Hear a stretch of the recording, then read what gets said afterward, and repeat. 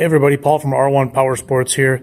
Today I want to talk a little bit about maintenance for some of our machines, in particular our carbureted machines.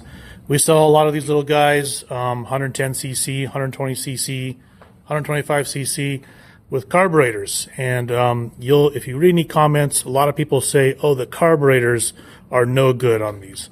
And that's just not true. The problem with the carburetors isn't the carburetors, it's the fuel that goes in the carburetors.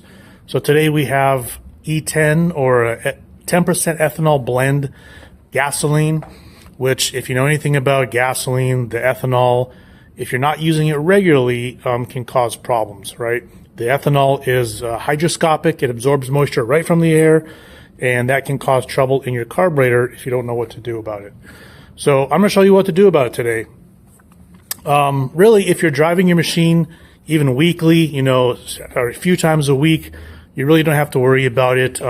It's just going to be just fine. It's going to cycle through there, no trouble, and you'll be just fine. It's when you stop using it for even a few weeks. So if 2 to 3 weeks, even a month, if you're not using your machine for that long a time, you can the gas that's left in the carburetor can actually start causing trouble. And so I'm going to show you what to do about it. All right, so this, of course, is your carburetor, and I'm going to show you how to drain the gasoline out of this carburetor so it doesn't cause trouble when the gasoline is sitting there for a while. Don't skip the last step. Watch every single step. The last step is very important, and you're going to want to stay around to the last step. So the first thing you want to do is, of course, turn your fuel off. You have your fuel petcock right here. It's in the off position. Now, if you notice, this is your carburetor. And this bottom part is called the bowl, and there's gasoline sitting in this bowl, and this is what you want to drain out.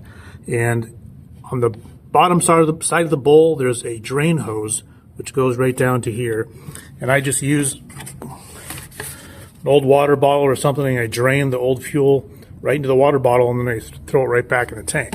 So I'm going to put that down here, and I'm going to drain the fuel into the water bottle. All right, I'm now on the right side of the machine, and this is your carburetor again. And you'll notice there's a screw right down here. This is the drain, right? So again, your gas is off. My hose is going into a bottle so I can collect the gasoline.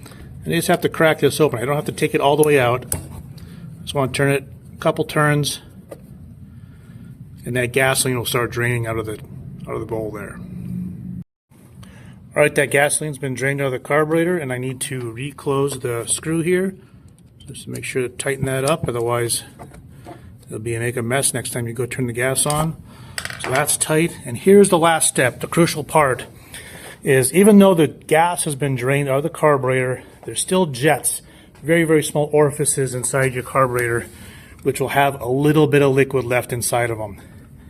If you don't do this last step, that little bit of gas will dry out and clog it right up. So what you want to do is turn your machine on, and you just want to give it a couple cranks. You might even hear it kick over for a second. All right.